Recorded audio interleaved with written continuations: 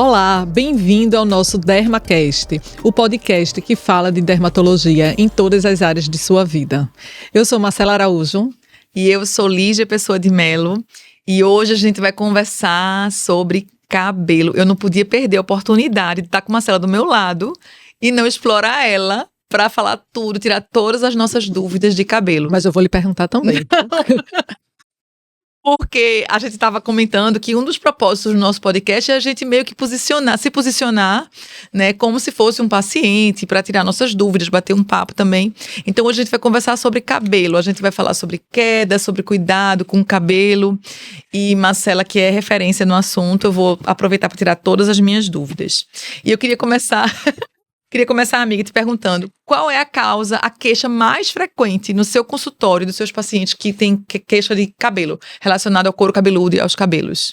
Então, geralmente o paciente chega dizendo, eu tô com queda de cabelo, né? Isso ele chega falando pra gente. Mas quando a gente vai conversar, né? Quando eu converso com ele, muitas vezes o que ele quer dizer é diminuição de volume. Ele chama queda de cabelo genericamente uma placa, uma área sem cabelo, né? Então ele chega muito dizendo, eu tô com queda de cabelo.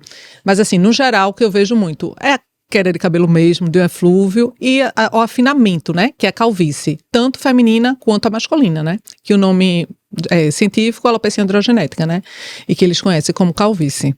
Então, não necessariamente o cabelo tem que estar caindo mesmo, às vezes é uma diminuição da quantidade do cabelo. E esse termo, amiga, alopecia, como é que a gente deve falar? O que é que isso significa? Que todo mundo acha que alopecia é a mesma coisa, alopecia é a mesma coisa. Como é que a gente pode definir isso aí? Se chama alopecia já é uma coisa, é uma incógnita, né? Porque como não tem acento, o certo era chamar alopecia, mas a gente acaba chamando muito alopecia. E o que é alopecia? Né? Alopecia nada mais do que uma diminuição do volume do cabelo. Tá? Então, a alopecia não é a queda. Então, se gerou uma diminuição, você poderia classificar como, né? Mas as pessoas chamam muito genericamente, assim, eu tô com alopecia, então a gente tem que ver, examinar, né? As alopecias têm vários sobrenomes, né? Por exemplo, alopecia androgenética, que é a calvície, né? Alopecia areata, que é aquela que gera uns buraquinhos no cabelo. Então tem vários sobrenomes. Às vezes eles querem colocar tudo na mesma caixinha, mas não é isso, né? A gente que estuda cabelo, a gente sabe que tem várias causas. Tem aquelas causas só de queda de cabelo, tem a androgenética calvície que diminui o volume de cabelo, tem a que forma uns buraquinhos, umas áreas sem cabelos, que a mais comum é a areata, que é aquela que volta, né? Mas que também o paciente pode perder todo o pelo, não só do cabelo, como do corpo. Tem aquelas que são as cicatriciais, que quando perdeu o cabelo já não volta, então que a gente faz tratamento para aquilo não piorar. Então, assim, eles colocam geralmente uma caixinha como se tudo fosse a mesma coisa, mas a gente realmente tem que definir.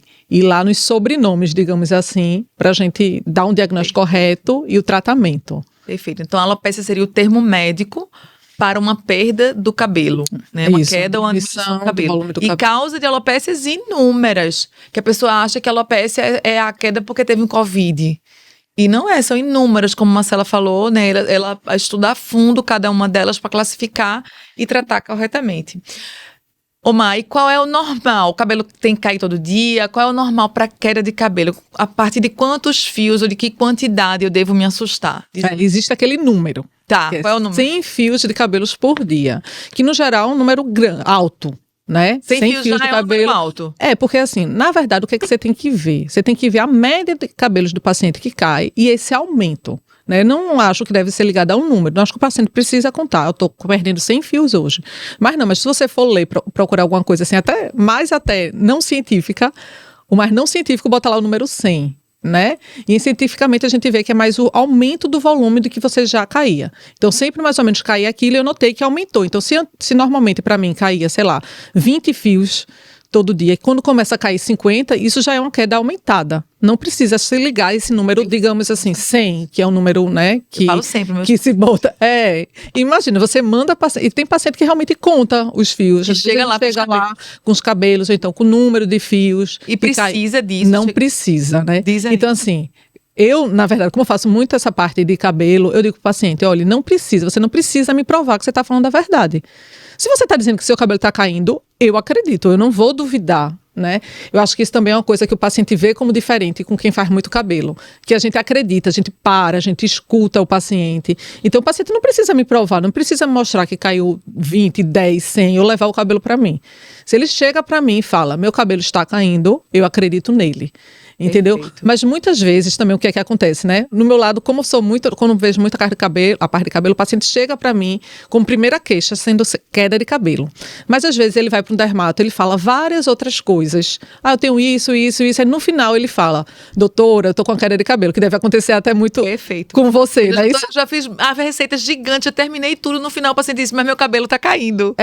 Aí às vezes é desesperador, porque uma consulta de cabelo realmente é uma consulta longa.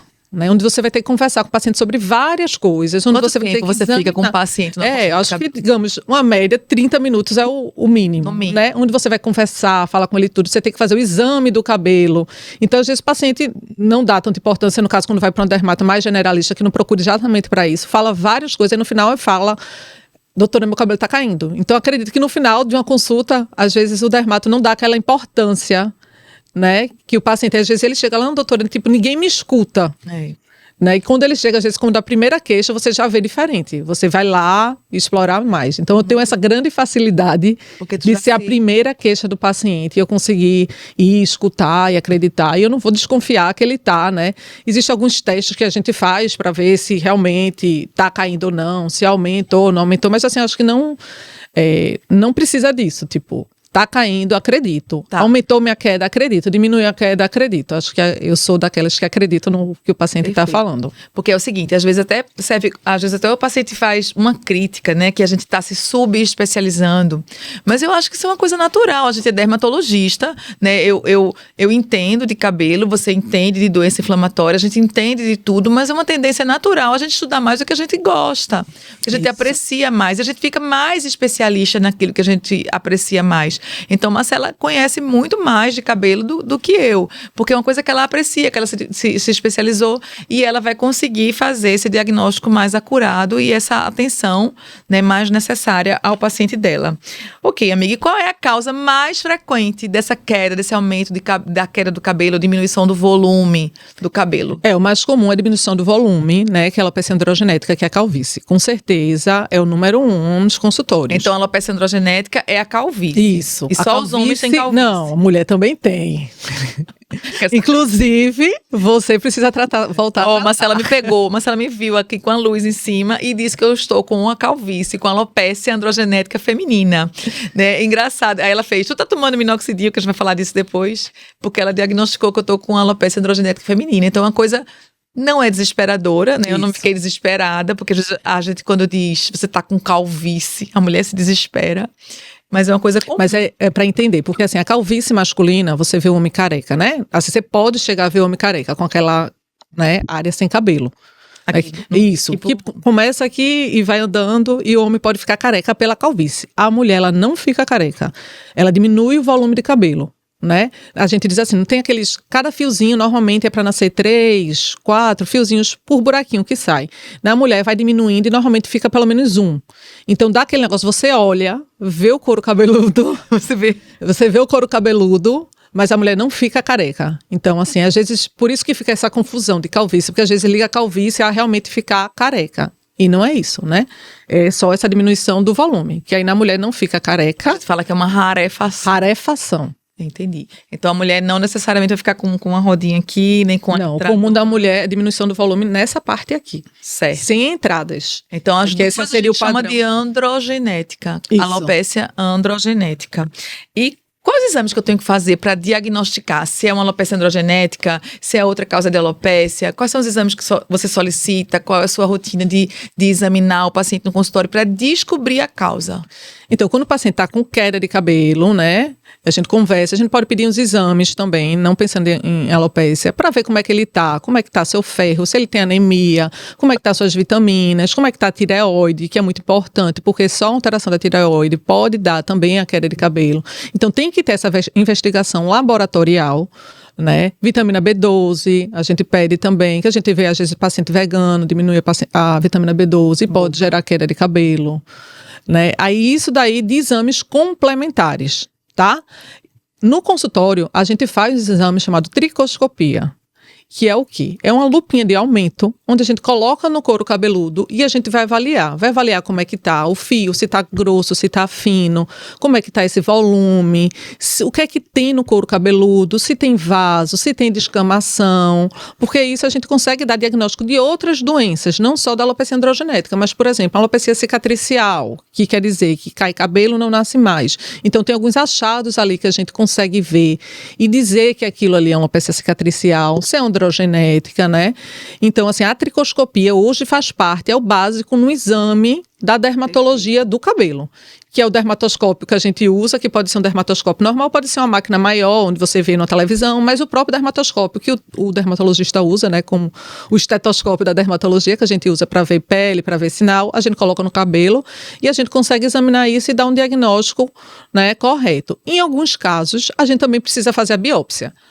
Hoje, com a tricoscopia, que cresceu muito, a gente aprendeu muito sobre isso, a gente tem livros sobre isso, congressos só sobre isso, a gente parou de fazer muito biópsia. Mas se eu tiver dúvida, né, e às vezes o próprio paciente, ele precisa, assim, ele sente a necessidade de um papel para dizer, a gente pode fazer uma biópsia, que aí a gente tira um pedacinho, a biópsia é o seguinte, a gente tira um pedacinho, que é biópsia. Explicando o que é biópsia, tira um pedacinho, tira, né? Como?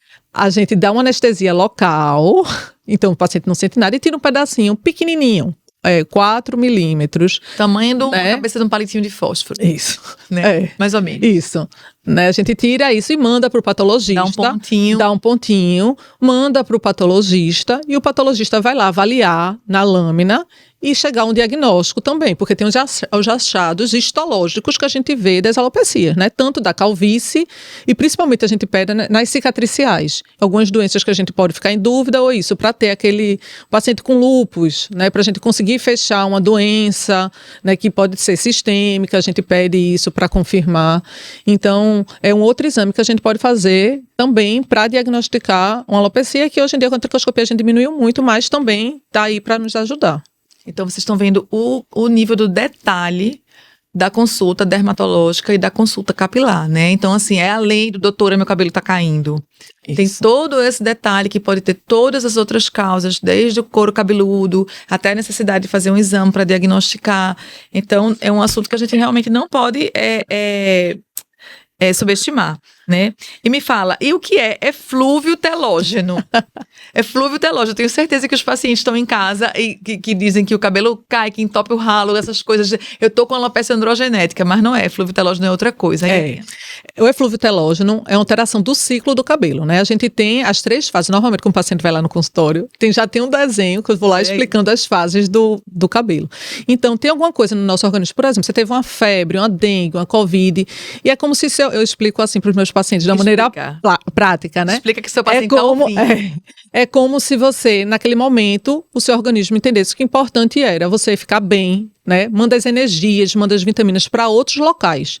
Então, para de mandar as vitaminas, a vascularização, tudo, diminui a quantidade no couro cabeludo. Então, isso faz com que altere o ciclo do cabelo, né? Faz com que os cabelos que estavam na fase de crescimento parem de entrar nessa fase e entrem na fase que seria para entrar na queda de cabelo. Então, os cabelos param de receber a comidinha, vamos dizer assim, os nutrientes. Isso.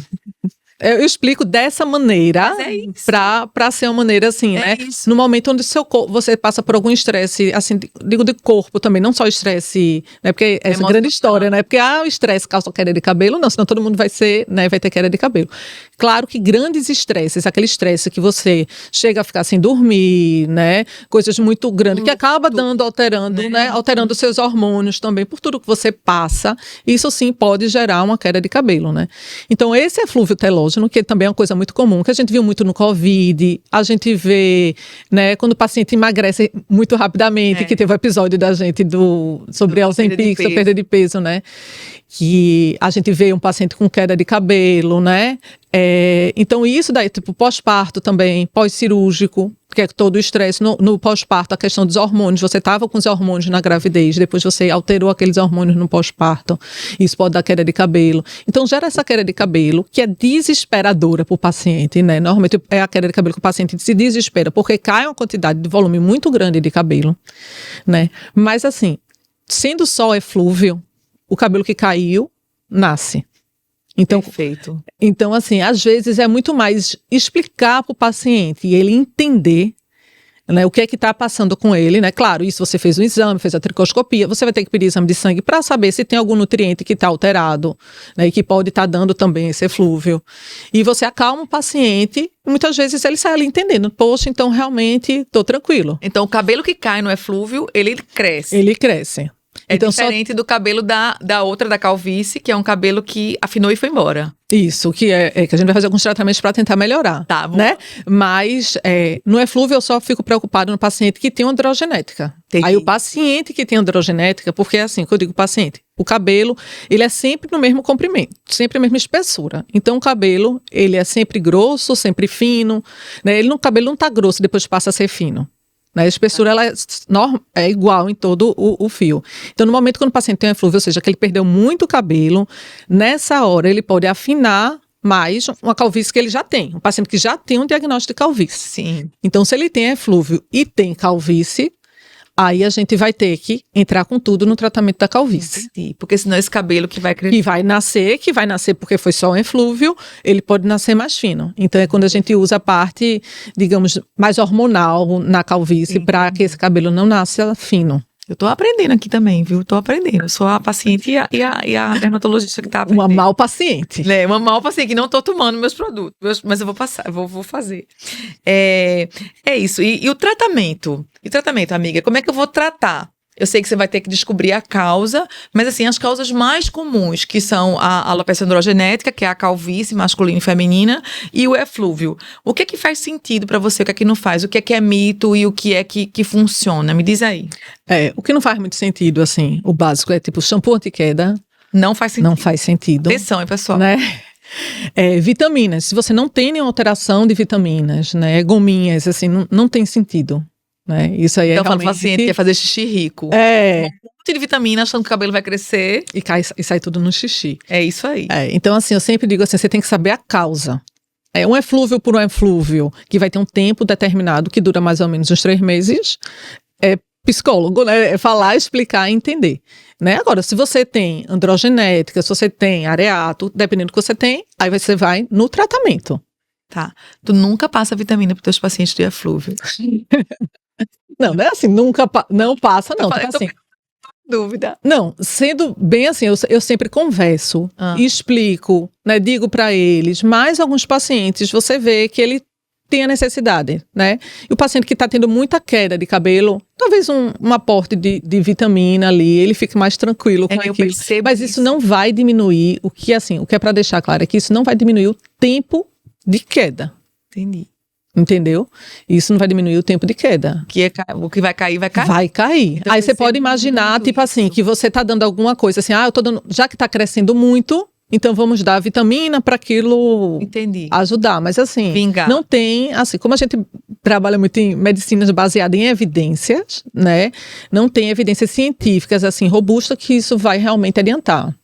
Então, né? Eu percebo muito isso no dermatologista que se especializa no estudo do cabelo. Eles são um pouco resistentes a essa coisa da overvitamina e muita vitamina. Eles ficam esperando realmente uma coisa que seja baseada em evidência para funcionar como a medicina recomenda, né? Que seja baseada em estudos de que funciona.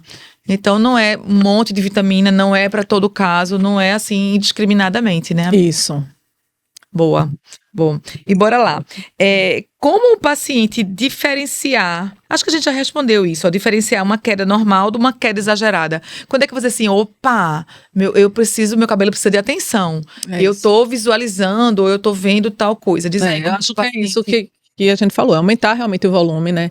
Sempre é importante ver se tem alguma placa, alguma área sem cabelo. Muitas vezes é engraçado que o paciente vem dizendo, olha, eu fui para minha cabeleireira, ela disse que eu tô com a placa. Ela não chegou nem a ver, mas a cabeleireira lá mexendo, pintando ou escovando o cabelo viu que ela tem uma placa. Que a gente não enxerga. A gente não enxerga. Então, assim, essa parte ajuda muito os cabeleireiros olhando, que a gente não fica realmente olhando o nosso couro cabeludo, né? Então, ver isso, ver se tem alguma placa, ver a quantidade de cabelo que você está caindo, ver se ele está afinando, né? A gente vê o rabo do cabelo, a mulher quando prende o cabelo, o rabo, né? O elástico dando mais voltas, né? São maneiras de você ver. Importante, porque essa coisa do cabeleireiro é muito importante. Então, até manda esse episódio também pro cabeleireiro. Porque até ajuda muito no couro cabeludo, sinal. É isso que eu estava pensando, né? Que eu ia perguntar para tu da questão do sinal.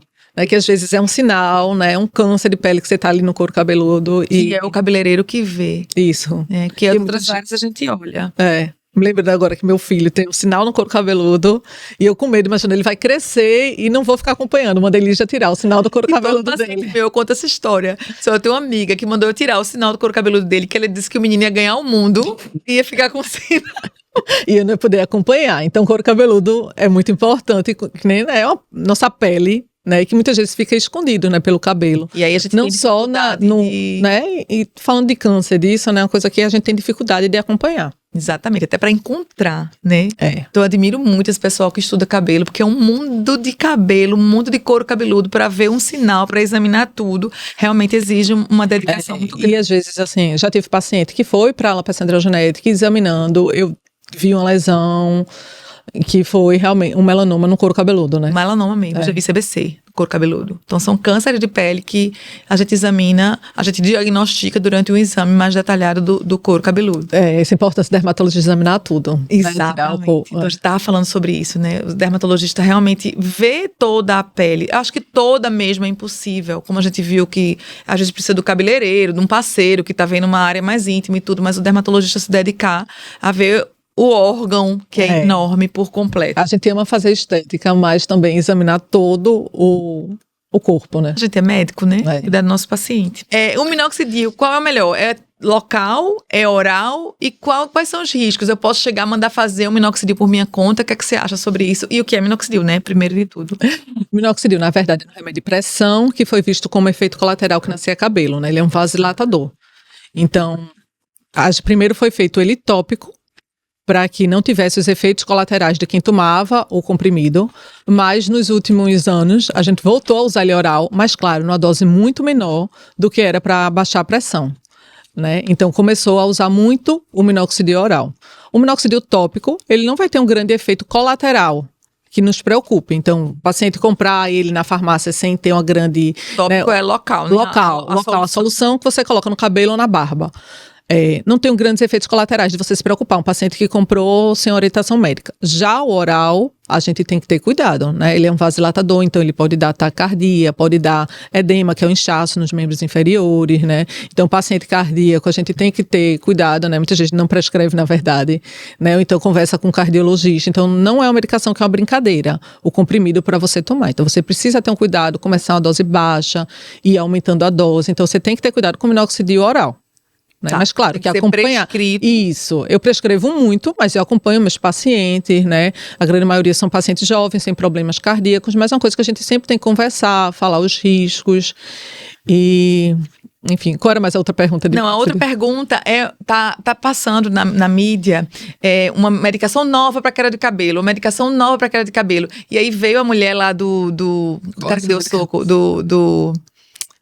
da alopecia areata, do cara que teve no Oscar, num episódio. Sim. Então a gente vê direto na mídia. Então, assim, se você tem queda de cabelo e a mulher do cara lá, e tem uma medicação nova para tal queda de cabelo, para tal queda de cabelo, eu queria que você falasse um pouquinho sobre essa história da areata. Eu acho que tá. Minoxidil a gente usa para alopecia androgenética, que é a calvície masculina e feminina, e deve ser prescrito com os devidos cuidados por dermatologista. O oral, né? Principalmente o oral. E agora a gente já mudou de assunto para outra causa de alopecia, que é a alopecia areata, que Marcela vai explicar um pouquinho, e as grandes novidades que estão surgindo aí nesse campo. Sim, e o minoxidil não só na calvície, mas como outras alopecias a gente também usa. Tá? E assim, a alopecia areata é aquela que forma uma plaquinha, uma areazinha sem cabelo. Tá? Lisa, bundinha de neném, a gente explica assim. Então é como se o corpo tivesse uma reação com o seu cabelo, o cabelo cai e forma aquela plaquinha sem cabelo. Pode ser no couro cabeludo, mas pode ser sobrancelha, cílio, em qualquer pelo que a gente tenha, certo? Então, o que tem de novidade, nessas novidades que tem aí, são medicações chamadas inibidores de JAK, que são pequenas moléculas, e que ela vai lá trabalhar exatamente nisso, nessa inflamação que tem no couro cabeludo para ter essa queda de cabelo. Então, é uma coisa que realmente mudou e vem mudando muito o tratamento da alopecia areata, mas são medicações ainda que não são disponíveis para todos, porque são medicações caras, acesso. Né? O acesso fica difícil, né? E você ainda não consegue, pelo governo, né, apesar dessa medicação, você até conseguir usar algumas outras medicações até mais caras na dermatologia para outros tipos de doença, tipo psoríase, enfim. A areata, eles ainda veem como uma coisa estética e ainda não é liberado para areata, apesar que a gente sabe que tem pacientes que perdem todo o pelo, né? Fica completamente careca e isso mexe muito com a autoestima, né? Saúde mental. Então, ainda não é liberado para isso. Então, essas medicações são para isso, para alopecia areata, né? Tem algumas alopecias cicatriciais também que estão tendo alguns estudos testando para isso. Não que vai fazer o cabelo crescer, pelo menos por enquanto não, né? Mas pelo menos aquelas que você começa a tratar e não vê que não para, então também estão sendo utilizados para isso, mas não são medicações usadas às vezes para calvície, por exemplo. Né? Porque às vezes o paciente chega e diz assim, essa medicação nova, eu não posso usar não para calvície. Bombardeio. Não tem nada a ver para calvície. Está diminuindo a inflamação ali, não é para calvície, não tem nada a ver. Né? Então, essas medicações novas vão crescer muito, né? Quando o paciente às vezes chega desesperado com muita queda, eu disse, olha, tenha calma, porque isso vai baratear. Já está barateando, mas ainda é muito caro, mas assim, já foi mais caro. Então, vendo medicações novas, que até o próprio laboratório está baixando um pouco o preço, né? Alguns já estão perdendo a patente, então isso vai fazer com que fique mais acessível, né, para o público geral. A gente tem um quadro, né, no nosso Dermacast, onde a gente faz perguntas fora da caixinha. Então, vocês vão ter que ir na semana anterior do podcast e responder a pergunta da caixinha da gente, e a gente traz para cá. Fazer a pergunta na caixinha. Então, vocês podem fazer a pergunta dentro da caixinha que a gente vai abrir nos nossos stories na semana anterior e a gente traz para cá e você tem a oportunidade de perguntar e ter sua pergunta respondida pelos nossos ilustres convidados. Então, vamos lá. Algumas perguntas da nossa caixinha. Doutora Marcela, eu pinto meu cabelo, eu posso alisar? Pode, na verdade. Posso ser loura e lisa? É difícil. Na verdade, assim, tudo você pode com cuidado, né? Hoje em dia, usa-se muito os alisantes com formol ou seus derivados, que é uma coisa que não é liberado, né? Que a gente como médico não indica, mas esses acabam que ajudam, você consegue utilizar. Né? Consegue colocar junto. Sempre assim, usar um, depois usar o outro, você pinta, depois você usa, né? Tendo cuidado, fazendo com pessoas que você tem confiança. Né? O que você tem que ter cuidado é alguns outros alisamentos mais antigos, que às vezes você misturava as coisas e quebrava o fio. Mas hoje em dia, como quase não usa os outros antigos, acabam muito desses, né? Esses de ácido, esses que tem formol, enfim, e você consegue realmente pintar e alisar. Com esses mais novos. E assim, mas vários também não são liberados, né? Que a gente tem que falar, só que, né? Que o formol não é liberado. Uma coisa interessante que a gente não falou é que quebra do cabelo é uma coisa, né? O cabelo partido é uma coisa. E a queda, né? E a rarefação são outra coisa. Isso, então, a queda é da raiz. Da raiz. Ela quebra, o cabelo quebrou por alguma coisa externa. Não existe uma doença que vai fazer o cabelo...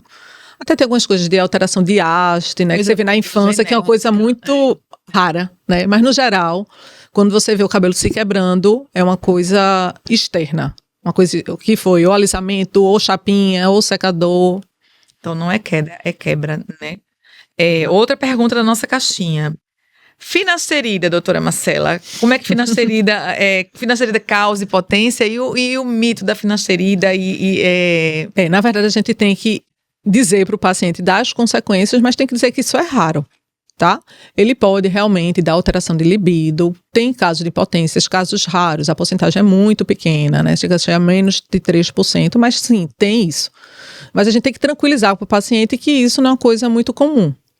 Ele tem que entender e não ficar também, eu sempre digo para o paciente, às vezes quer tomar finasterida, mas está tranquilo de tomar, porque às vezes ele tem alguma coisa mais do psicológico, a gente sabe que isso tudo influencia, né?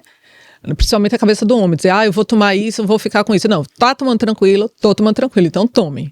Né? Porque até às vezes para tratar a calvície é uma das melhores tratamentos, né? Para os inibidores de 5-alfa-redutase, que tem tanto a finasterida quanto a dutasterida.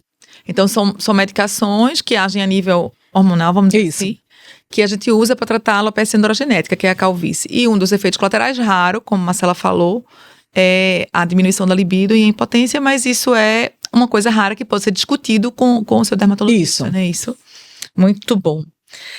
Outra pergunta da nossa caixinha. O que é melhor, minoxidil oral ou minoxidil local? tópico? Igual suas respostas. Depende. Na verdade, o problema do minoxidil tópico não é porque ele é ruim, nada, é adesão. É você colocar uma solução todos os dias no seu cabelo. Normalmente a gente orienta a usar 2 vezes ao dia. Então, se uma pessoa usar certinho, ela vai ter uma resposta muito boa. Mas a grande maioria dos pacientes não consegue utilizar. Ou então, começa utilizando, dá 2 meses, 3 meses, para. O minoxidil, que é um comprimido para tomar, é muito mais fácil. Então, a adesão é melhor. Então, acaba que a gente, ultimamente, prescreve muito mais oral, porque pensando na adesão, né, que realmente do tópico é pior, que é a solução que coloca no cabelo. Então, mas por isso, não que o tópico não vai ter um efeito colateral. Não vai ter uma resposta, na verdade. Tem sim, mas a adesão realmente é difícil. Então, é mais pela adesão. Você tomar um comprimido é mais fácil que passar 2 vezes por dia o minoxidil. Isso, né? Tem estudo mostrando, tipo, comparando semelhante. Os dois. Semelhante de quem usa direito. De quem usa direito. Quem usa direito. Esse é o problema. E assim, não só usar direito, quanto manter. Porque a grande maioria dos casos você vai ter que manter. Então, assim, você usa direito por 3 meses, mas imagine com 6 meses, 1 ano, você usando isso. E agora eu vou fazer a pergunta que não quer calar, né? Por quanto tempo eu vou ter que tratar? Por quanto tempo eu vou ter que tomar Dependendo do que você tem, né? Se você tem a calvície, eu digo assim, olha, calvície é igual a uma pressão alta. Você tem uma genética para aquilo. Então, enquanto você tem ela, ou seja, o resto da vida, enquanto você quiser manter o volume do seu cabelo, você vai ter que estar usando alguma coisa. Precisa ser minoxidil? Pode ser um minoxidil, pode ser alguma coisa hormonal, pode ser procedimento em consultório, entendeu? Então, tudo isso, né, sempre você vai ter que estar fazendo alguma coisa. Pode ser tudo ou um. Mas se você parar de usar tudo, o seu cabelo começa a diminuir. Entendi, perfeito. Vamos lá, perguntas fora da caixinha. Temos mais? Temos mais uma aqui. Estou usando leave-in de silicone, mas minhas pontas duplas não melhoram. Como tratar minhas pontas duplas? Essa é ótima. Essa é ótima. É ótima. Cortando. Como é o nome médico? Vitamina. O nome médico de Tricoptilose. Tricoptilose. Minha gente, a vida não é fácil não, tem que decorar nomes. Cortar o cabelo, ponta dupla igual cortar o cabelo. Então tá com ponta dupla, corta o cabelo. Acho que é isso. Agora vamos para o nosso bate-bola, doutora Marcela. Não, tem mais uma pergunta aqui, ó. Quantas vezes por semana eu tenho que lavar meu cabelo? Depende. Na verdade, depende da oleosidade do seu cabelo. Mas, no geral, dia sim, dia não, é a média de você usar. Se você tiver um cabelo muito oleoso, você pode ter que lavar o cabelo todos os dias. Se o seu cabelo realmente é muito seco, às vezes você consegue ficar 2 dias sem lavar o cabelo. Se você tem um cabelo crespo, que não tem uma oleosidade muito grande, às vezes você realmente, né, tem que espaçar mais isso. Mas uma média seria, tipo assim, pelo menos dia sim, dia não. Por favor, né, pessoal? Lembre que o couro cabeludo é uma parte do corpo, né? Eu digo pro paciente, olha, imagina você passar 6 dias sem tomar banho. Você passa, você tem uma área que você não tá lavando. Exatamente, porque tem o couro cabeludo. E tem o cabelo. Isso. Né? Então você tem que limpar o couro, lavar o couro cabeludo. Vamos lá. A gente tem na consulta capilar, né, no estudo do cabelo, o couro cabeludo, como a gente falou, e a haste, né, que é o fio. E aí a gente vai começar o bate-bola pensando também na haste, tá? Se você puder... Relacionado a cabelo, bate-bola, né? Bate-bola relacionado a cabelo, né? Tá. Pensando na haste capilar. Tá. Se você puder escolher, bate-bola, hein? Um único produto para usar no fio do seu cabelo, na sua haste, qual você escolheria? Um óleo hidratante. Olha. Pra minha haste, para hidratar meu cabelo, cheio de tintura. Mudei, talvez tintura. Pensando em hidratar, um óleozinho. Gosto de usar o óleo, mas assim, como eu não deixo de pintar, talvez então, a tintura. Então, você respondeu essa, ó. O que eu não vivo sem. O cabelo, tinta. Tinta. E a tinta agride o cabelo, ó. Já tô perguntando, já passou a fase das perguntas, ainda tô perguntando. Ela pode ressecar, né? Por isso que a gente tem que cuidar, hidratar, né? Mas quem não quer assumir os brancos, quem tem muito branco, existe remédio para atingir o cabelo? Para nascer, pra não ficar, pra não ainda não, né?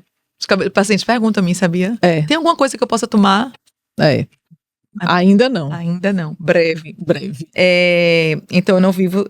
O que eu deveria fazer no meu cabelo e não faço? Meu cabelo. Sim. O que eu deveria hidratar mais, talvez. Usar no meu cabelo e não faço? Eu ia escolher isso. Hidratar mais. Eu não hidrato. Eu lavo meu cabelo todo dia. Tu lava todo dia? Lavo. Mas não hidrata. Porque tu tem cabelo oleoso, porque tu tem androgenética. É, né? É. Tá bem, tá bom, amiga. Vou tratar. Vou pra consulta com a doutora Marcela. O que eu adoro testar? O que você adora testar nos cabelos, para tratamento do cabelo? Eu falei já de óleo, mas eu sempre compro olhinhos diferentes e vou testando no meu cabelo. No cabelo? Quando a gente desligar a câmera, você vai me dar todas as dicas do cabelo. Mas explica aí, o que é que tem que ter um óleo? Mas assim, para hidratar, tanto para umectar, por exemplo, eu vou pra academia, então eu vou suar e eu vou lavar meu cabelo depois da academia. Então muitas vezes eu boto um óleo no meu cabelo para prevenir contra o suor, né? E ele vai hidratando. Mas é óleo qualquer óleo ou que essas coisas caríssimas e... Não, coisa caríssima não. Tipo um óleo de abacate. É um óleo vegetal. Óleo vegetal. Óleo de uva, óleo de semente de uva. Esse óleo de coco, realmente eu não curto não, acho que deixa muito pesado. Mas tem uns outros que, sabe? Mas pra umectar. Isso. E assim, eu tenho o cabelo cacheado, apesar de estar com escova agora. Pra então, às vezes, então, assim, às vezes quando ele tá cacheado, eu sempre coloco um olhinho nele. Eu acabo comprando. É uma coisa que eu compro de vários, às vezes, pra testar. Como uma boa especialista em cabelo. Shampoo também, às vezes, eu compro um ou outro, mas acaba que às vezes eu fico, né? Ai, nossa, é muito engraçado, né? Porque se você me perguntar, eu vou dizer shampoo. Eu tenho vários shampoos, eu lavo meu cabelo todo dia, eu adoro shampoo. Tu troca. E aí, às vezes, quando eu tô dando certo, eu fico... O cabelo se acostuma com shampoo? Ele vai se acostumando com aquela parte do, né? Com os mesmos substâncias, os mesmos produtos, né? O pH vai... mais estética. É a coisa que é a moldura do rosto, a parte mais estética que a gente usa mais cosméticos mesmo, capilares. Eu acho que é isso, amiga. Então, vamos finalizar. Vamos finalizar mais um episódio do nosso DermaCast. Quando é que eu lhe encontro, doutora Marcela? Vocês podem nos achar na rede social, na minha rede social, doutora Marcela Araújo, Dermato, Marcela com 2 L's, e também no nosso Instagram do DermaCast. E o meu é @Lígia Pessoa de Melo e @DermaCast e no canal do YouTube DermaCast, não é isso? Isso. Então até a próxima, pessoal.